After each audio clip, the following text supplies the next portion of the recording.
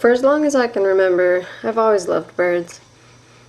I own two small tropical birds, and if I ever come across some brave pigeons, I'll lure them in with food so I can capture them.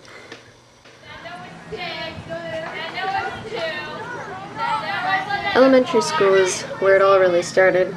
In 5th grade, my friends and I would give burials and funerals to dead crows I found on the playground. But according to society's standards, this is about where my admiration for birds crosses the line and becomes unusual. Wait. Okay. After several of our buried crows were dug up and eaten by what we concluded was a student werewolf, I decided that the deceased bird bodies could rest more peacefully in the safety of my backyard. My close friends would help me convince the janitor to unlock the gates to the playground after school so we could search for a lost bouncy ball, when in reality we were going to retrieve the bodies that we had left hidden under some bushes.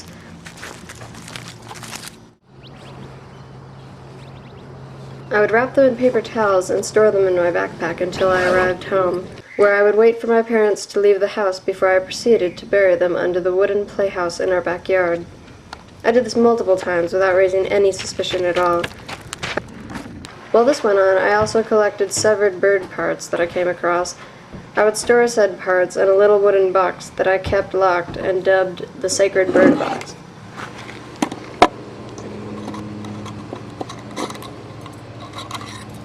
Inside was a baby bird skull, a pigeon wing, an empty but mostly intact eggshell, and a crow's foot. The foot is a funny story, actually. The second time we found one of our buried crows dug up after a funeral at school, I decided I wanted one of the crow's feet.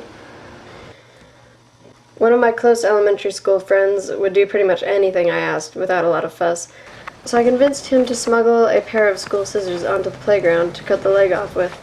The blades were dull and the bone was strong, but after much crunching and hacking with the scissors, the foot was severed and mine to take home. I still have that foot, even today. Anyways, eventually, my backyard burials were exposed. As young kids often do, I got into a spat with the two closest friends who had been helping me keep it a secret. So predictably, they got their revenge by telling a teacher about the birds, who of course called my mom. Hello? I came home that day to two very upset parents.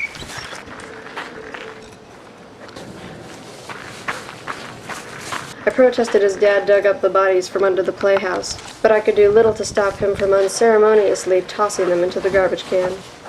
I can remember Mom being hysterical about it. No matter how I explained the situation, it just wouldn't justify it for her.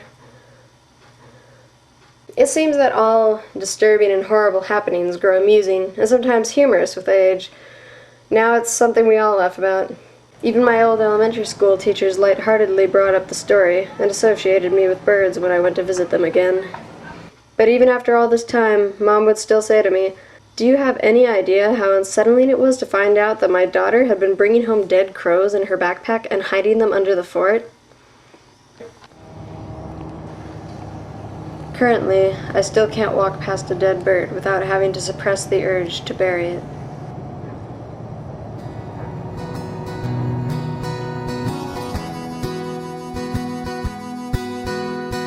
Rivers of emotion, a stagnant